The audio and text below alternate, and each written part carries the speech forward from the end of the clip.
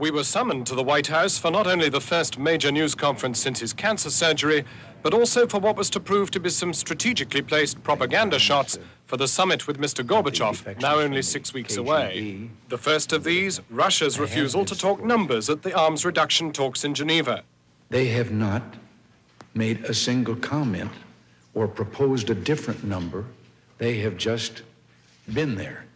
And I don't know how much more flexible we can be, but we're there waiting for them to say, well, that number's wrong, let's try another number, or make a proposal of their own.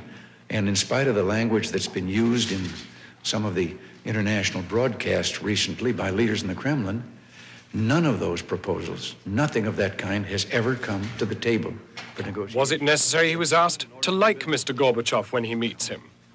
I wasn't going to give him a friendship ring or anything. It isn't necessary that we love or even like each other.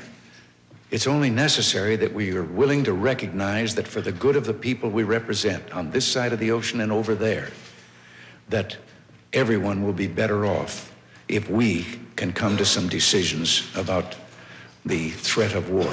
An hour before this news conference, the Pentagon had released a dramatic picture for the first time of a high-energy laser destroying a mock Soviet rocket. Mr. Reagan was asked whether this and the controversial anti-satellite test fired last Friday were necessary in the lead-up to a summit. We're playing catch-up. We're behind. And this was on the schedule that we hoped that we could keep with regard to the development of this weapon. And it wasn't done either because of or with the summit in mind at all. By the time the news conference ended, Mr. Reagan had ruled out any deal to halt Star Wars research, but had stressed taking the summit seriously, at which the Russians want him to do so. In the adjoining offices, Reagan's chief of staff and his aides were well pleased. It had been a good performance, and sources here say they hope it will offset the good press Mr. Gorbachev has been getting in recent weeks. Jon Snow, News at 1, Washington. Lord Carrington warned NATO delegates about the dangers of division over Star Wars. European opposition to the American program, he said, risked splitting the alliance. The delegates also wanted his opinions of the new Soviet leader. Well, I think it's still too early for a definitive assessment of Mr. Gorbachev. But he's clearly an impressive figure who seems to be very much in charge.